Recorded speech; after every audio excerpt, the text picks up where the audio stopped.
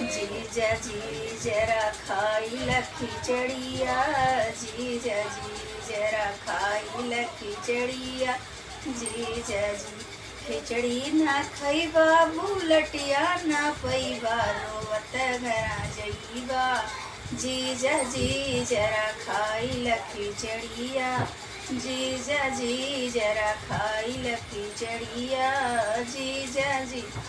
खिचड़ी ना खइबा चैनिया न पैबा, खिचड़ी ना खइबा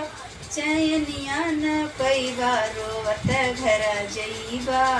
जीजा जी जरा खाई ल खिचड़िया, जीजा जी जरा खाई ल खिचड़िया, जीजा जी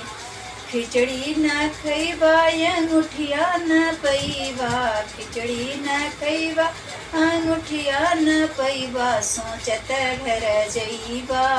जीजा जी जरा खाई ल खिचड़िया, जीजा जी जरा खाई ल खिचड़िया,